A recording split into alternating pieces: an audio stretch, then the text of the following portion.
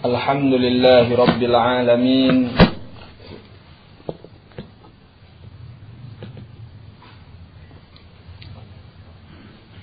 Wassalatu wassalamu ala ashrafil anbiya'i wal mursalin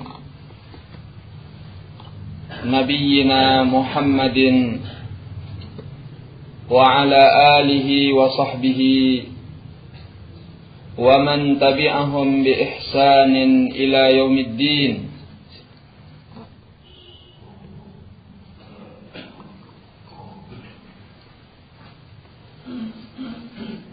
Ya ayyuhalladzina amanu taqullaha haqqa tuqatih wa la tamutunna illa wa antum muslimun. يا أيها الذين آمنوا اتقوا الله وقولوا قولا سديدا يصلح لكم أعمالكم ويغفر لكم ذنوبكم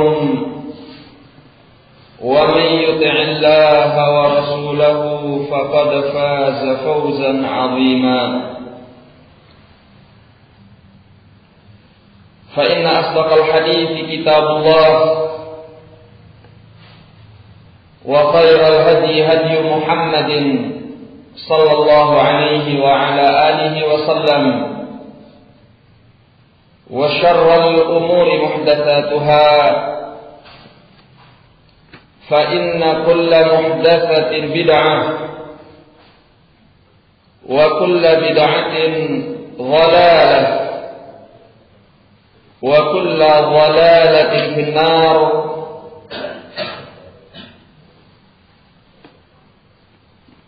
Ma'asyiral muslimin, hadirin jemaah salat subuh yang dimuliakan oleh Allah. Tak lupa kita memanjatkan segala puji dan syukur kehadirat Allah Subhanahu wa taala dengan segala nikmat dan karunia-Nya. Allah memberikan kesempatan kepada kita untuk bertatap muka dan berjumpa di majelis yang mulia ini, di dalam rumah Allah yang mulia pula. Kemudian semoga salawat dan salam tercurahkan kepada Nabi besar kita Muhammad sallallahu alaihi wa ala alihi wasallam, kepada keluarganya, sahabatnya, dan orang-orang yang mengikuti beliau dengan baik sampai hari kemudian kelak.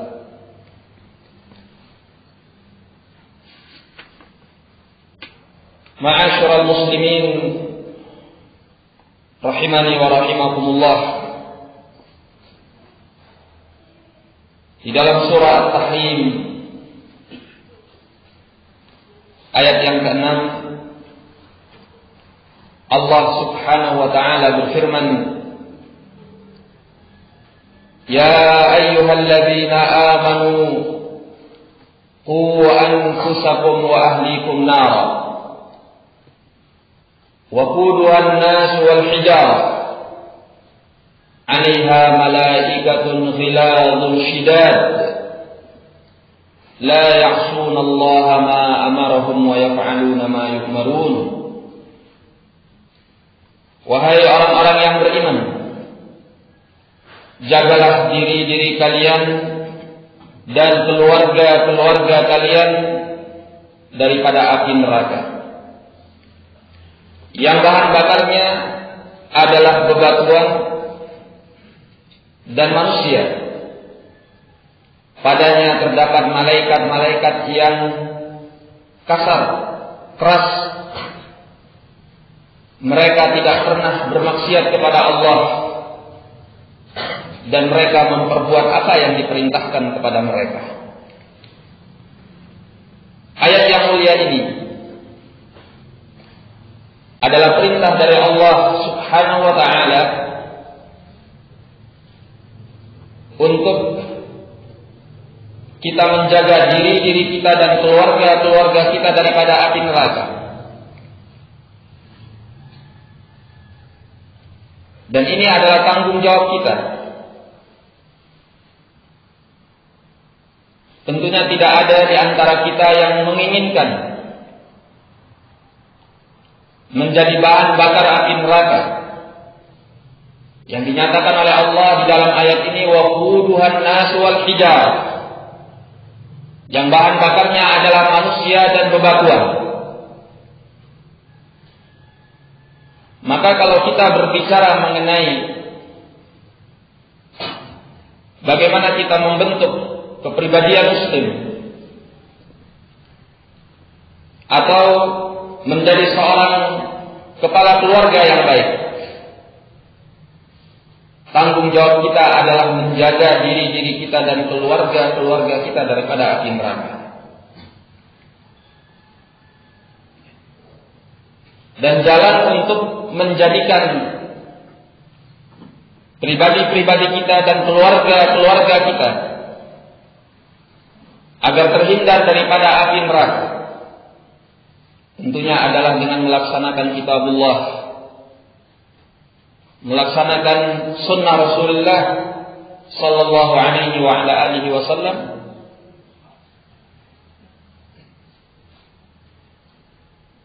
Demikian pula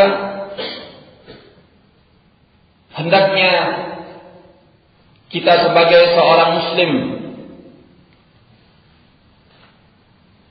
menjadikan diri kita sebagaimana yang dinyatakan oleh Allah di dalam Al-Quran.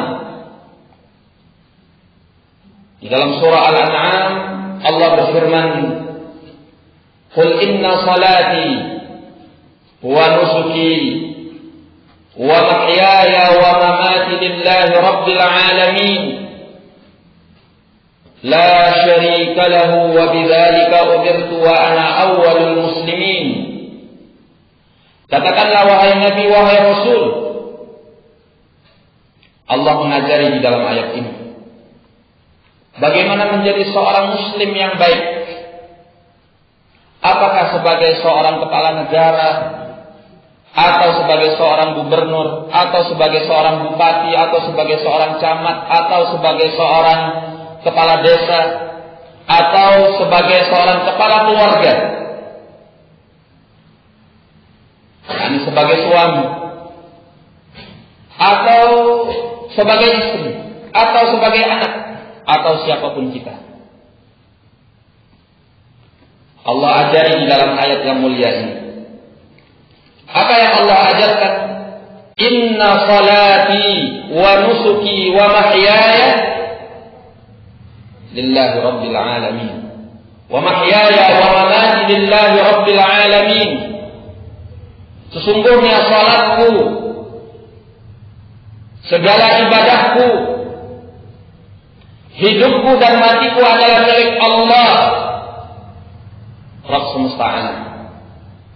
La syarika lahu, tidak ada sekutu baginya. Wa bidzalika umirtu wa ana awwalul muslimin. Itulah yang diperintahkan kepadaku dan aku adalah orang yang pertama mempasrahkan diri kepada Allah. Kalau kita ingin memulai diri kita menjadi pribadi yang baik, menjadi pribadi yang dicintai dan diridhai oleh Allah, menjadi pribadi yang bermanfaat untuk diri kita, untuk keluarga kita, untuk masyarakat kita, untuk bangsa dan negara kita, pertama langkah yang harus kita mulai sebelum segala sesuatu, perbaiki hubungan kita dengan Allah. Perbaiki hubungan kita dengan Allah. Sebagaimana di dalam ayat ini. Inna salati wa nusuki wa mahyaya wa mamati lillahi rabbil alamin. Sungguhnya salatku, ibadahku, hidupku dan matiku adalah milik Allah, Rabb alam semesta. Segalanya adalah milik Allah. Salatku perwakilan untuk segala amal ibadah yang kita lakukan dengan anggota badan kita. Dan nusukku, sebagian ulama menafsirkan artinya sembelihanku, yakni mewakili segala ibadah kita dengan harta. Artinya apa yang kita punyai, bahkan apa yang kita lakukan dengan segala anggota badan kita adalah untuk Allah. Bahkan pula hidupku dan matiku adalah milik Allah, Rabbul Alamin, yang telah menciptakan kita, yang telah memberikan anugerah dan karunia kepada kita, yang telah menjadikan kita sebagai makhluk yang mulia di muka bumi ini. Maka hidup kita dan mati kita adalah untuk Allah, bukan untuk yang lainnya. Perbaiki hubungan kita dengan Allah.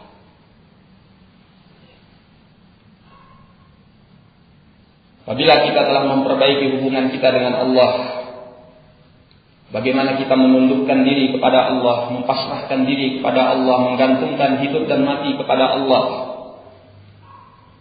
berharap dan takut kepada Allah,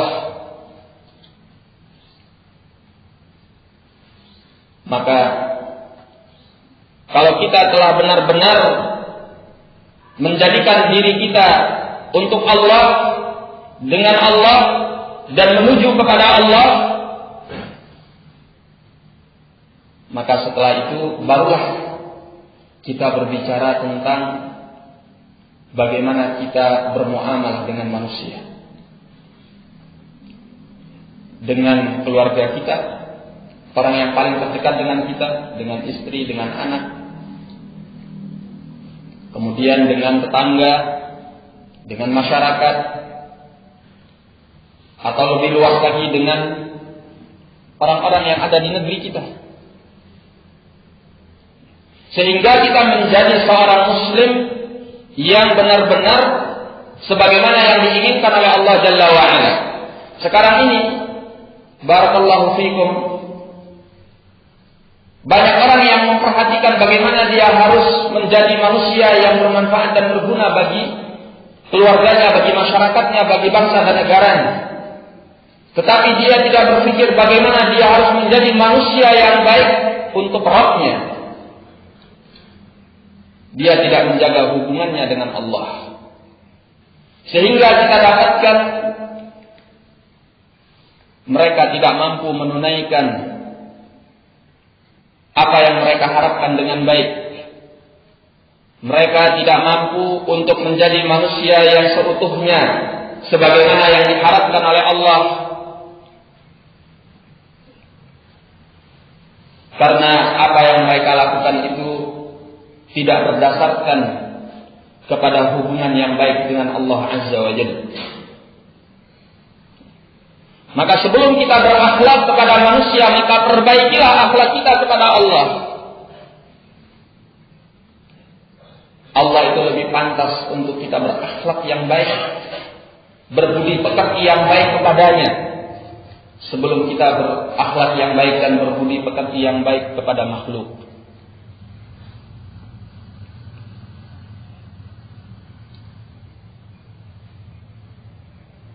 Bagaimana kita berakhlak dan berbudi pekerti yang baik kepada Allah? Berakhlak kepada Allah Jalla wa'ala adalah dengan kita menjadikan diri kita sebagai hamba Allah, mentauhidkan Allah. Kita menundukkan diri kita hanya untuk Allah, mempasrahkan segalanya kepada Allah. Kita jadikan segala diri kita merupakan ibadah kepada Allah. Bukan saja yang bentuknya ibadah mahdoh, salat, puasa, haji, zakat, ataupun yang lainnya yang disyariatkan oleh Allah, tapi kita jadikan segala diri kita niatkan untuk Allah. Tujuan kita adalah Allah.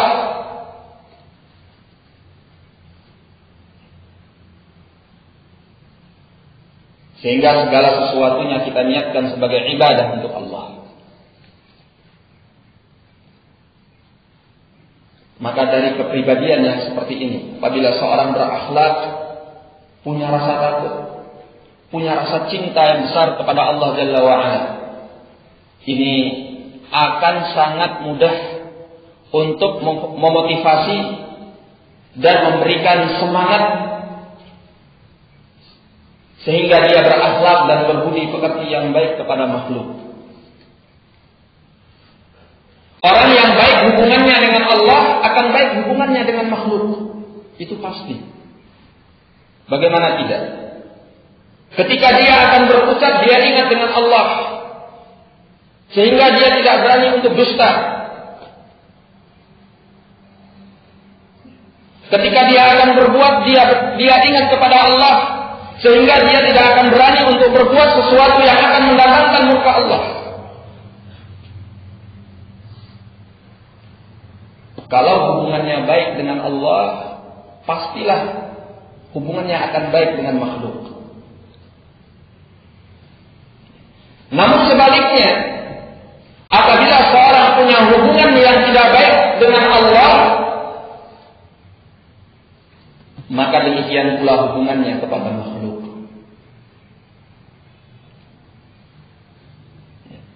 Karena dia tidak punya rasa takut kepada Rabbul Alamin. Karena dia tidak punya jalinan hubungan yang baik kepada Rabbul Alamin. Kalau kepada Allah saja dia berani untuk bersikap yang tidak baik, padahal Allah itu adalah Rabbul Alamin, Rabb alam semesta, yang telah menciptakan alam ini, yang telah menguasai alam ini, yang telah mengatur alam ini, yang telah memiliki segala hidupnya dan matinya. Bagaimana dia akan bersikap yang baik kepada makhluk yang notabene-nya adalah makhluk?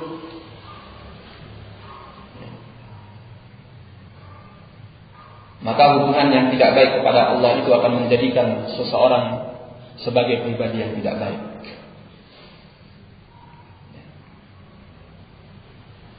Bahkan kalaupun seandainya dia menampakkan sikap yang baik kepada makhluk, selama hubungannya dengan Allah tidak baik, itu hanya kamuflase. Dalam artian bahwa hubungannya yang baik kepada makhluk itu hanya basa-basi saja.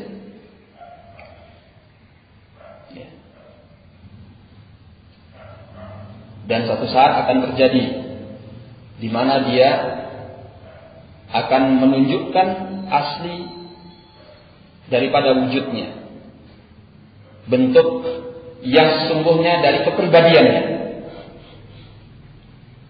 karena dia tidak memiliki hubungan yang baik kepada Rabbul Alamin. Makanya tatkala Nabi sallallahu alaihi wasallam beliau menyatakan, innama bu'ithu liutammima makarimal akhlaq, hanya saja aku diutus oleh Allah untuk memuliakan akhlak. Dan dinyatakan bahwa akhlak beliau adalah Al-Quran.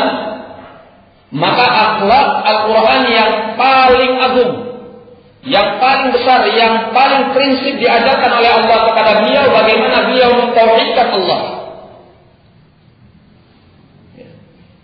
Sebelum segala sesuatu, beliau itu diajari oleh Allah untuk bertauhid, menjadi hamba Allah yang sesungguhnya. Sebelum diembarkan kepada beliau tugas-tugas yang lain sebagai kepala negara, sebagai kepala keluarga atau yang lainnya, beliau dididik oleh Allah melalui wahyu-wahyu yang turun untuk bertauhid kepada Allah Jalla wa'ala.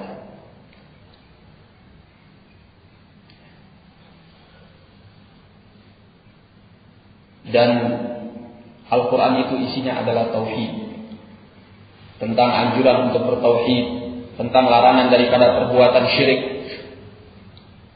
tentang pahala orang yang bertauhid, siksa bagi orang-orang yang berbuat syirik, tentang bagaimana anugerah yang Allah berikan kepada orang-orang yang bertauhid, dan bagaimana siksa yang Allah timpakan kepada kaum-kaum yang telah ingkar kepada Allah.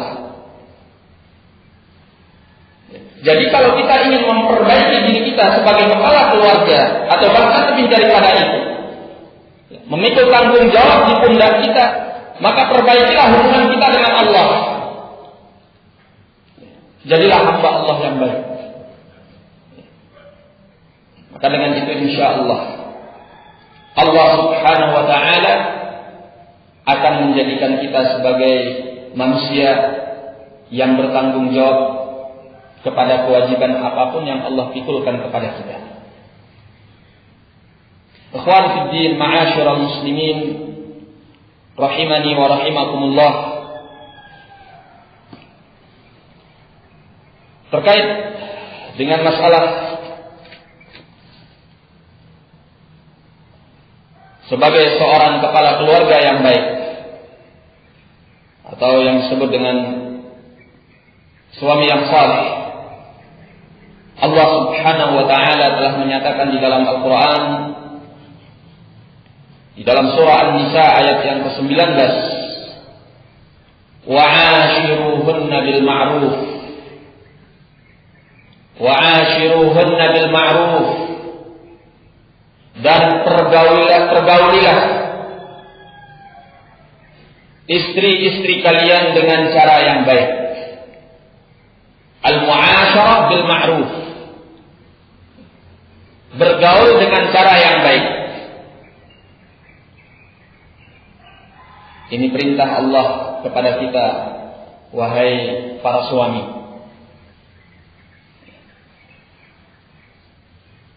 Kita perlu tahu bahwa istri-istri kita adalah manusia.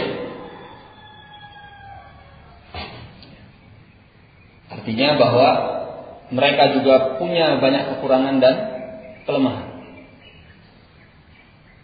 Bahkan mereka itu dinyatakan oleh Nabi Shallallahu Alaihi Wasallam sebagai naqisat aqlin wa din. Makhluk-makhluk yang kurang akalnya dan kurang agamanya. Makanya kalau dalam hal persaksian syahadah, persaksian seorang lelaki itu nilainya sama dengan persaksian dua orang wanita, yang menunjukkan kurangnya akal mereka. Ini penilaian secara umum, meskipun ada pada sebagian wanita yang punya akal yang lebih dari sekian laki-laki. Tapi secara umumnya demikian Nabi Shallallahu Alaihi Wasallam menyatakan naqisatu aql, kurang akalnya, dan dinyatakan kurang agamanya, karena mereka punya waktu-waktu yang dimana mereka tidak bisa melaksanakan ibadah kepada Allah sebagaimana kaum pria. Ini makhluk yang kita nikahi. Makanya Allah sudah mewanti-wanti di dalam Al-Quran. Ashiruhunna bil ma'ruf, kata Allah. Pergauli mereka dengan cara yang baik. Pergauli mereka dengan cara yang baik. Jangan kalian menzalimi mereka. Jangan kalian tidak menunaikan hak-hak mereka. Karena mereka itu juga manusia yang punya hak, sebagaimana mereka punya kewajiban. Engkau juga wahai para suami punya hak dan punya kewajiban. Tidak bisa engkau semena-mena terhadap istri-istrimu. Allah menyatakan di dalam Al-Quran, walahunna mithlul ladzi 'alaihinna bil ma'ruf. Mereka punya hak seperti sebagaimana mereka punya kewajiban. Maka tunaikanlah hak-hak mereka. Kata Nabi Shallallahu Alaihi Wasallam dalam hadis yang hasan yang diriwayatkan oleh Al Imam Abu Dawud rahimahullah, tut'imuha idza ta'imta wa taksuha idza tasaita wa la tadribil wajh wa la tuqabbih wa la tahjur illa fil bait Kata beliau alaihi salatu wassalam, beri makan dia kalau engkau makan. Beda halnya kalau engkau tidak makan. Engkau saja tidak makan, bagaimana engkau akan memberi dia makan? Ya. Tapi kalau engkau makan, beri dia makan sebagaimana apa yang engkau makan.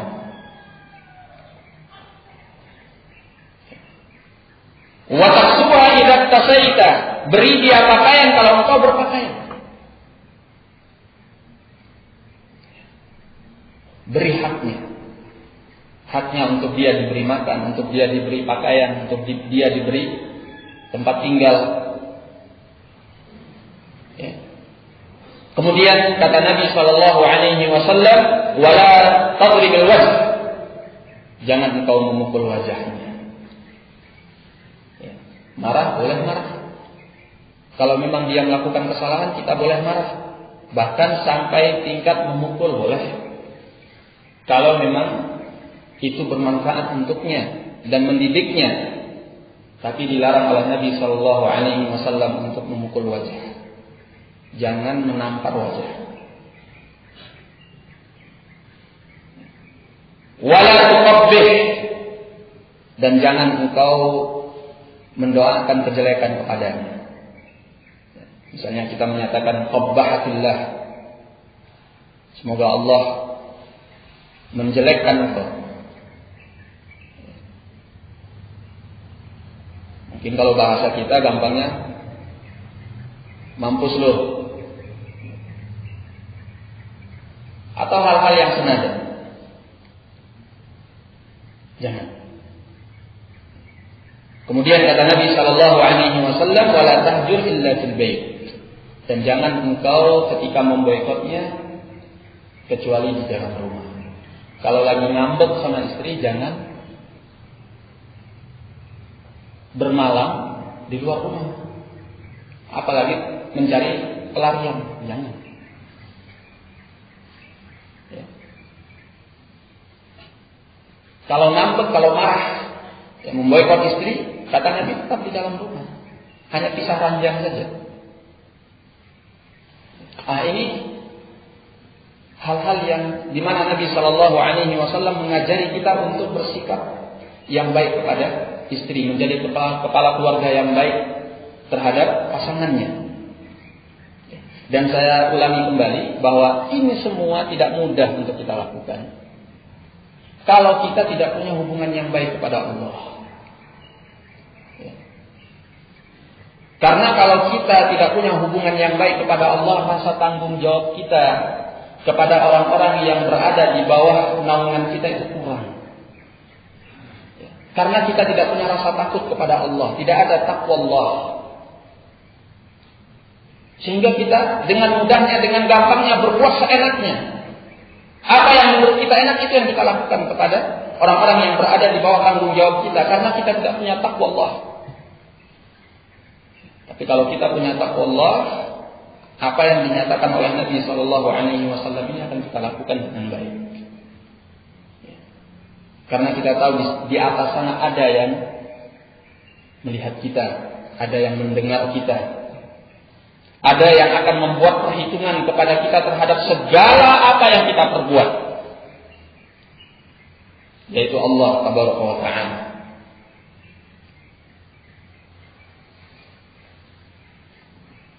Dalam hadis yang lain yang diriwayatkan oleh Al-Imam Muslim rahimahullah, Nabi SAW mengingatkan kita. Kata beliau, la yafruqu mu'minun mu'minatan in kariha minha khuluqan radiya minha khuluqan akhar. Seorang mukmin itu jangan membenci seorang mukminah.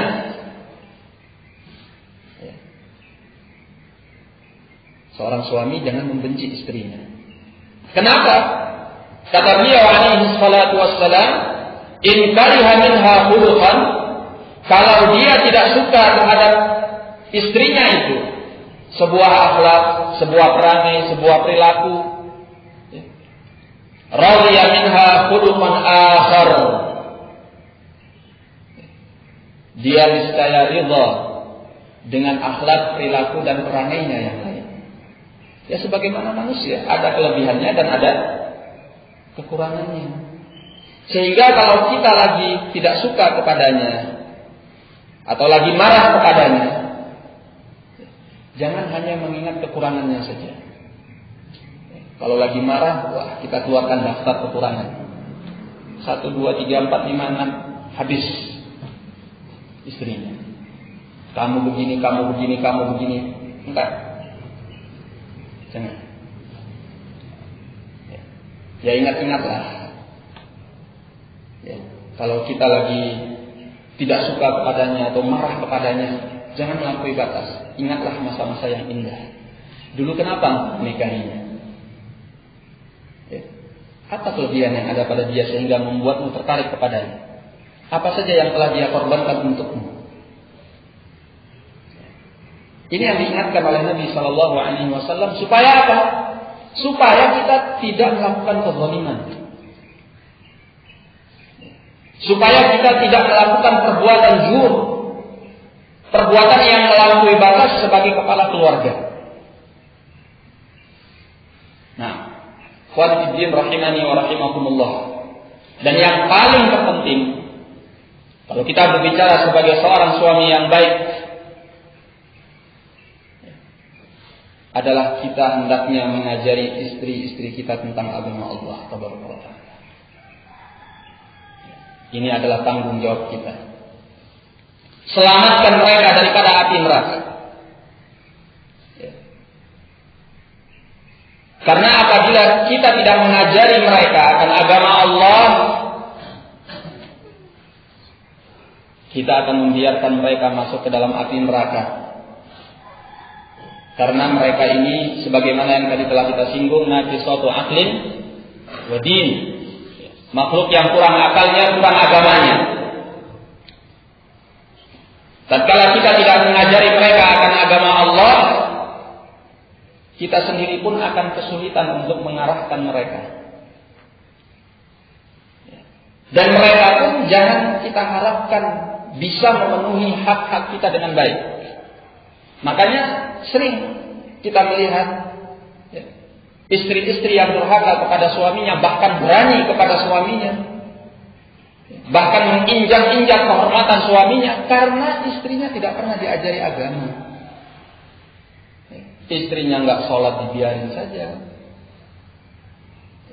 istrinya membuka aurat, menampakkan auratnya kepada yang bukan mahramnya dibiarkan saja. Sehingga kalau istrinya selingkuh, ya, jangan semata-mata menyalahkan istrinya, walaupun perbuatannya tentunya tidak baik, ya. Tapi sudahkah kamu mengajari istrimu dengan agama yang baik? Seperti itu. Kalau istrimu berani kepadamu, sudahkah kau ajari dia bagaimana dia menjadi seorang istri yang baik? Mereka itu tidak hanya butuh diberi makan, diberi minum, diberi pakaian, diberi tempat tinggal. Itu hanya kebutuhan fisiknya, tapi mereka lebih daripada itu. Mereka juga butuh kepada asupan-asupan rohani yang mengajari mereka bagaimana mereka dekat dengan Rabb mereka, sehingga mereka bisa menjadi istri yang baik. Makanya tatkala kita menikah, itu pun sudah diajari oleh Nabi Shallallahu Alaihi Wasallam. Kalau kita menikah itu memilih wanita-wanita yang salihah. Fadfar bidzatid din, taribat yadak, kata Nabi. Ambil yang punya agama. Supaya apa? Supaya engkau mendapatkan mata'ud dunya, mendapatkan kesenangan dunia. Karena al-mar'ah as-salihah mata'ud dunya, adalah kesenangan dunia. Jadi kalau ingin hidupmu tentram, nyaman, keluarga sakinah, mawaddah, warahmah, didik istrimu dengan agama yang baik. Ajari dia tentang syariat Allah Subhanahu wa Ta'ala,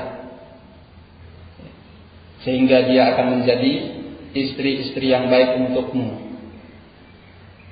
Apabila engkau melihatnya akan membuatmu gembira, ya. Apabila engkau perintahkan dia akan patuh tunduk kepadamu, dan apabila engkau tidak ada di rumahnya, dia akan menjaga harta dan kehormatanmu.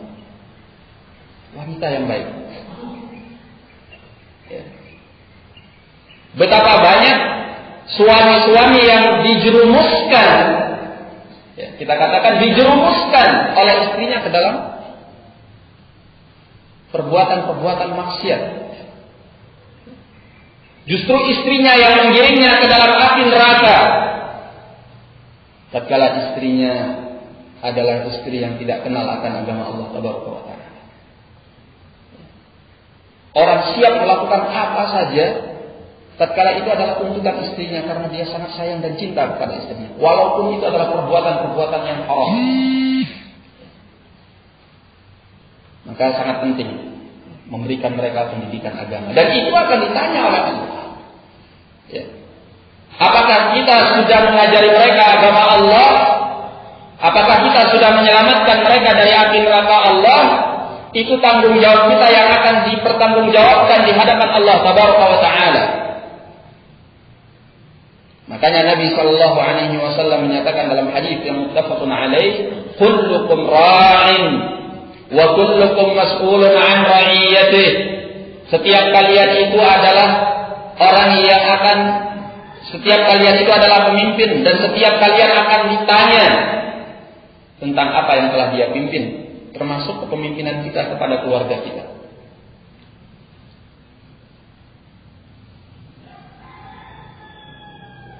Dan ini sangat penting. Ajari istri kita tentang agama Allah Tabaraka wa Ta'ala.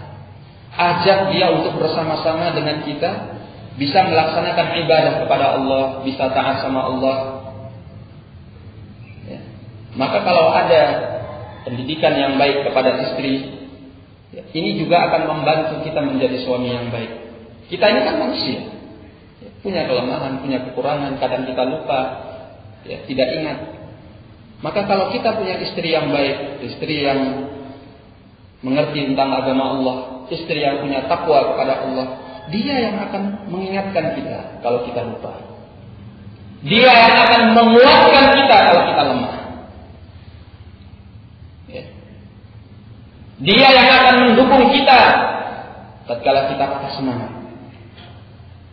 Ya. Dia yang akan membawa kita kepada ridha Allah tatkala kita mulai menjauh. Karena istri kita adalah istri yang baik, sehingga kita pun menjadi suami yang baik. Tapi kalau tidak demikian, ya sudah. Tatkala kita lupa, ya tambah lupa, karena istri tidak mengingatkan. Tatkala kita salah, tambah terjerumus, karena istri juga memanas-manasi kita untuk lebih larut di dalam kemaksiatan kita, dan lain sebagainya. Ma'asyiral muslimin rahimani wa rahimakumullah. Mungkin itu yang bisa saya sampaikan dalam pertemuan ini. Semoga Allah Subhanahu wa taala memberikan kita kekuatan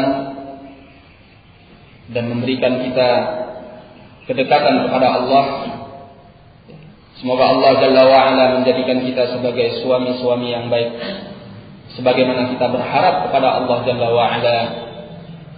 Semoga Allah menjadikan istri-istri kita sebagai istri-istri yang baik. Demikian pula menjadikan anak-anak kita sebagai anak-anak yang salihin dan salihat. Dan kita mohon kepada Allah dengan doa yang diajarkan di dalam Al-Quran. Rabbana hab lana min azwajina wa dhurriyyatina qurrata a'yun waj'alna lil muttaqina imama. Wahai Rabb kami, berikanlah kepada kami pasangan-pasangan dan anak-anak keturunan yang menyejukkan jiwa kami, dan jadikanlah kami sebagai pemuka-pemuka orang-orang yang bertakwa. Wallahu a'lam bishawab. Wabillahi taufiq wal hidayah. Wassalamu alaikum warahmatullahi wabarakatuh.